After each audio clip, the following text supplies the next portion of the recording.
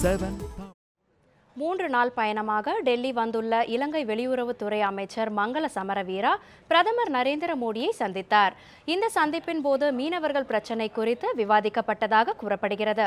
இதனிடையே நேற்று வெளியுறவுத்துறை அமைச்சர் சுஷ்மா ஸ்வராஜை மங்கள சமரவீரா சந்தித்து பேசினார்.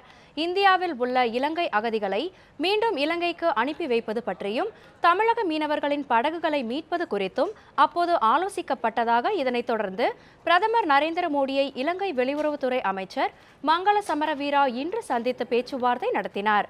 இரு நாட்டு உறவுகளை மேம்படுத்துவது குறித்து இருவரும் ஆலோசனை நடத்தினர். அப்போது இலங்கை வருமாறு பிரதமர் மோடிக்கு சமரவீரா அழைப்பு விடுத்தார்.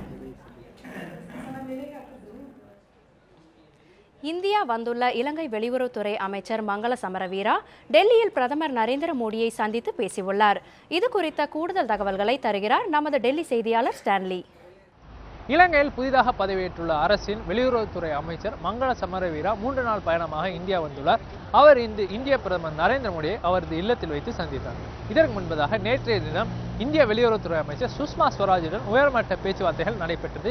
இதில் இரு நாடுகளுக்கும் இருக்கும் பல பிரச்சனைகள் பற்றி விவாதிக்கப்பட்டது. முக்கியமாக மீனவர் பிரச்சனை மற்றும் இலங்கை அகதிகளின் வாழ்வு உரிமை போன்ற முக்கிய விஷயங்களை பற்றி பேச்சுவார்த்தைகள் நடைபெற்றது.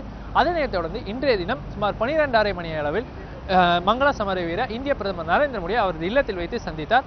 சுமார் 45 நிமிடம் இங்கே பேச்சுவார்த்தையானது நடைபெற்றது. இது ஒரு மரியாதை நிமித்தமான சந்திப்பாக இருந்தது. இதில் மேலும் இந்திய பிரதமரை இலங்கைக்கு அழைக்கவும் செய்துள்ளார்கள். ஆக இந்த பேச்சுவார்த்தைக்கு முடிந்த பின் அவர் இந்தியாவின் பாதுகாப்பு ஆலோசகருடன் பேச்சுவார்த்தை நடத்துகிறார். அதன் பின்னர் வெளியுறவுத்துறை அமைச்சர் மங்கள சமரவீரா இன்றைய தினம் மாலையிலே அவர் இலங்கை திரும்பி செல்கிறார். Stanley John, news 7.